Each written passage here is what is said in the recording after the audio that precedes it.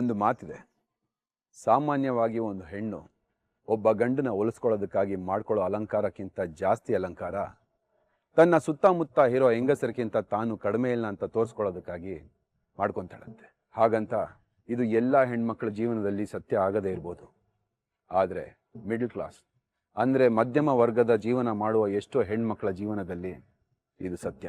ಅಲಂಕಾರ ಅಂದರೆ ಬರೀ ಮೇಕಪ್ ಮಾತ್ರ ಅಲ್ಲ, ಯಾವುದೇ ವಸ್ತು ಆಗಿರ್ಬೋದು. ಉದಾಹರಣೆಗೆ ಪಕ್ಕದ ಮನೆಯವರು ಟಿವಿ ತಗೊಂಡ್ರು, ಮೇಲ್ಗಡೆ ಮನೆಯವರು ಫ್ರಿಡ್ಜ್ ತಗೊಂಡ್ರು, ಕಾರ್ ತಗೊಂಡ್ರು, ಸೈಟ್ ತಗೊಂಡ್ರು, ಮಕ್ಕಳಿಗೆ ಒಳ್ಳೆ ಕಾಲೇಜ್ನಲ್ಲಿ ಸೀಟ್ ತಗೊಂಡ್ರು. ಈ ಥರ ಸಾಕಷ್ಟು ವಿಚಾರಗಳಿದೆ. ಇಂಥ ವಿಚಾರಗಳು ಮಧ್ಯಮ ವರ್ಗದ ಹೆಂಗಸರು ಕಿವಿ ಬಿದ್ದಾಗ ಅವರಿಗೆ ಚಿಂತೆ ಶುರುವಾಗುತ್ತೆ.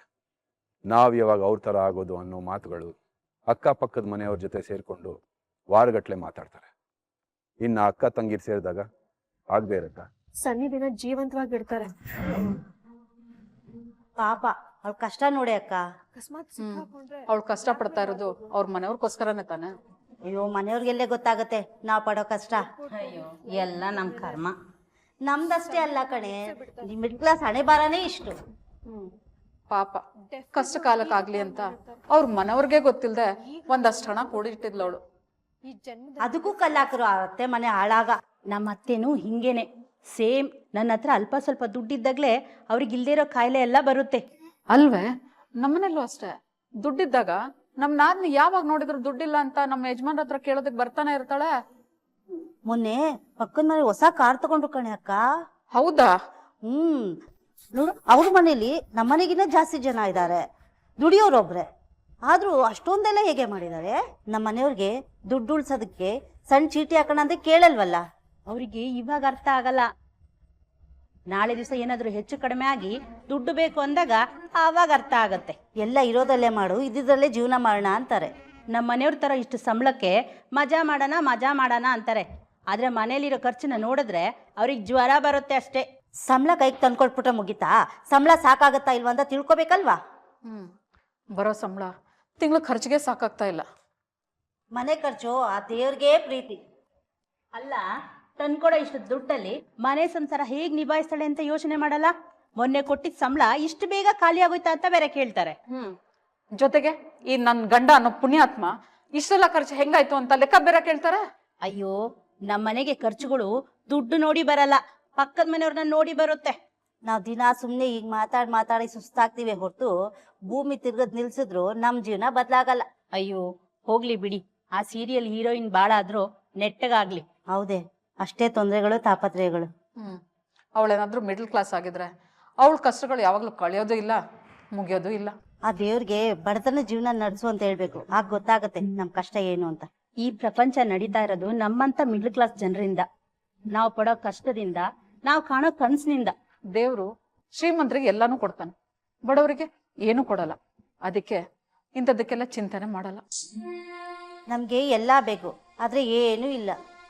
ಆ ದೇವ್ರಿಗೆ ಮಿಡ್ಲ್ ಕ್ಲಾಸ್ ಜನ ಅಂದ್ರೆ ತುಂಬಾ ಇಷ್ಟ ಅನ್ಸುತ್ತೆ. ಬಹುಶಃ ಆ ದೇವ್ರು ಕೂಡ ಮಿಡ್ಲ್ ಕ್ಲಾಸೇ ಇರ್ಬೇಕು.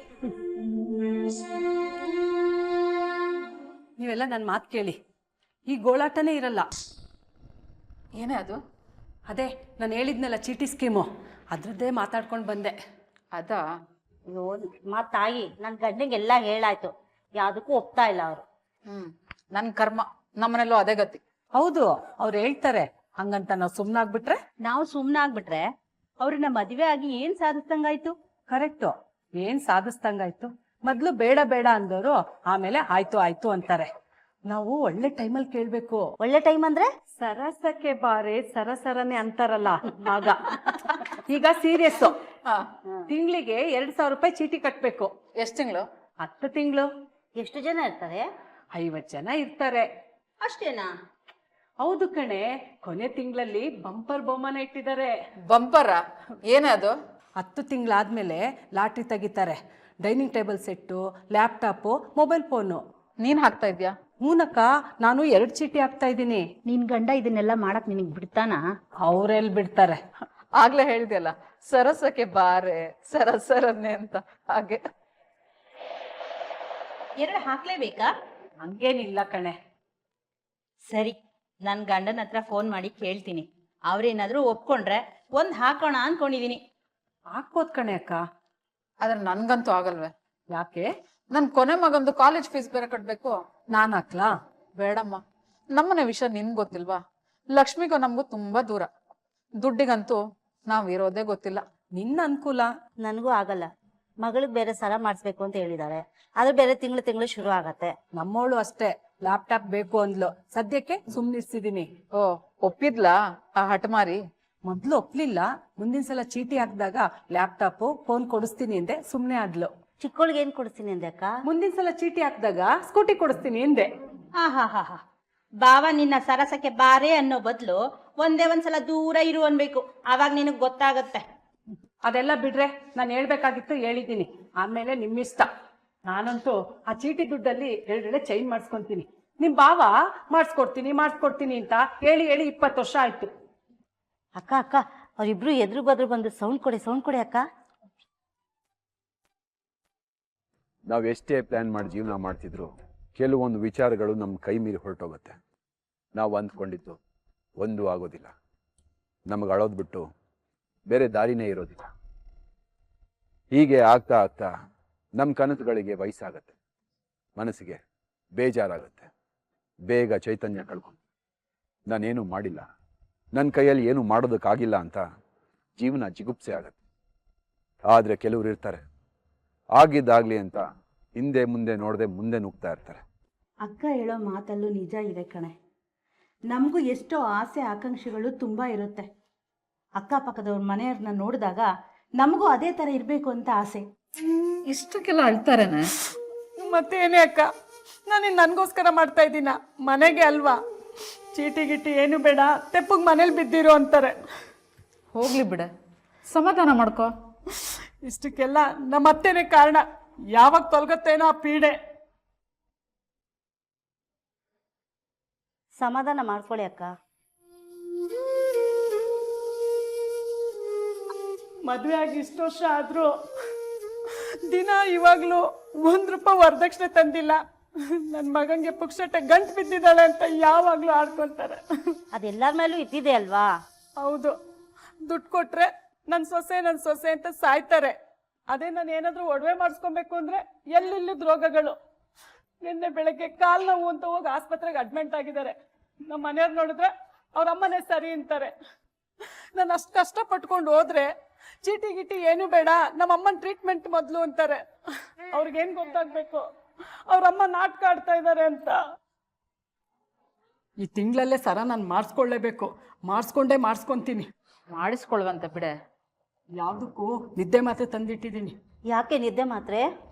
ಒಂದು ನಾನು ತಗೊಂತೀನಿ, ಇಲ್ಲ ಅಂದ್ರೆ ನಮ್ಮ ಅತ್ತೆಗೆ ಹಾಕ್ತೀನಿ. ಬಿಡ್ತು ಅನ್ನ. ಮೊದ್ಲು ನೀನ್ ತಂದಿಟ್ಕೊಂಡಿದ್ದ ಮಾತ್ರನ ಎತ್ ಬಿಸಾಕು. ಏನವಾ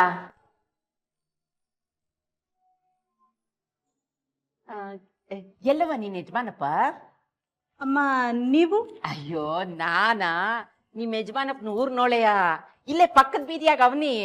ದೇವಸ್ಥಾನಕ್ಕೆ ಹೋಗಿದ್ದೆ, ಹಂಗೆ ಬರ್ತಾ ಇರುವಾಗ ನಿಮ್ ಯಜಮಾನಪ್ಪನ ಬೋಲ್ಡ್ ನೋಡ್ದೆ, ಅದಕ್ಕೆ ಬಂದ್ಬಿಟ್ಟೆ. ಎಲ್ಲವ ನಿನ್ ಯಜಮಾನಪ್ಪ?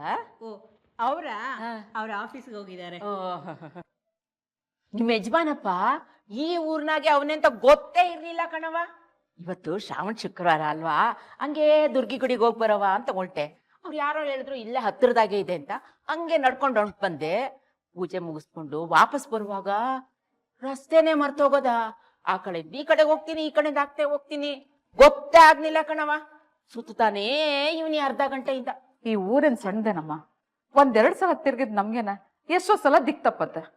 ನೀವು ಬೇರೆ ಗುಡಿ ನೋಡೇ ಇಲ್ಲ ಅಂತೀರಾ?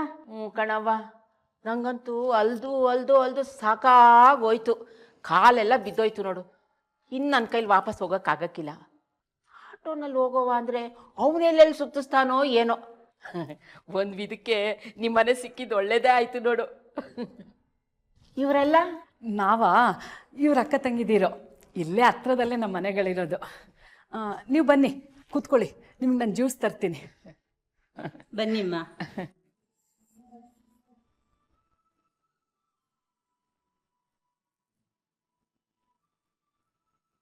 ಮತ್ತೇನವ, ಊರ್ ಕಡೆ ಏನಾದ್ರು ಹೋಗಿದ್ಯಾ? ಊರಾ? ಹ್ಞೂ, ನಿಮ್ಮ ಅತ್ತೆ ಮನೆಗೆ, ಅಂದ್ರೆ ನಿನ್ ಗಂಡನೂರ್ಗೆ. ಹಬ್ಬ ಹುಣ್ಣಿಮೆ ಅಂತ ಬಂದ್ಮ್ಯಾಕೆ ಹೋಗ್ಬೇಕಲ್ವಾ? ನಿಮ್ಮ ಅತ್ತೆ ಮಾವ ಕಾಯ್ತಾ ಇರ್ತಾರೆ.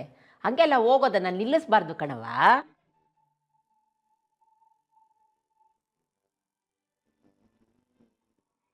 ಅಮ್ಮ, ನಮ್ಮೂರು ಇದೇನೆ.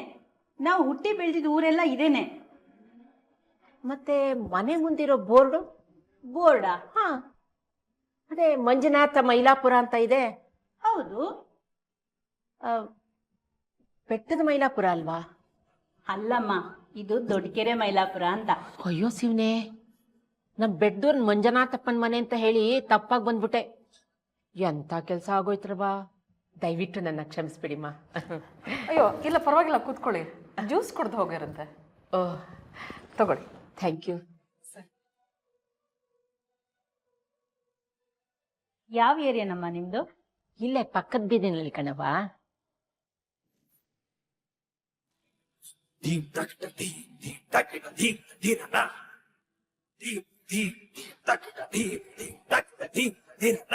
ನಿಮ್ಗೆಲ್ಲ ತುಂಬಾ ತೊಂದರೆ ಕೊಟ್ಬಿಟ್ಟೆ.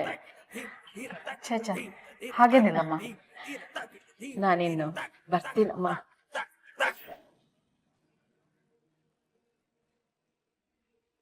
ಕೂತ್ಕೊಮ್ಮ.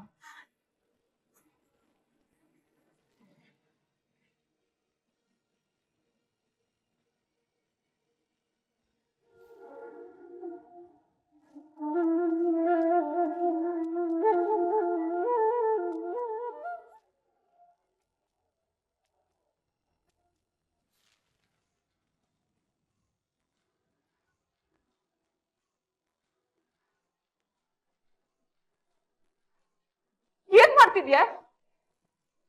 ಅಜ್ಜಿಗೆ ನಿದ್ದೆ ಮಾತ್ರೆ ನಾನೇ ಹಾಕಿದ್ದು.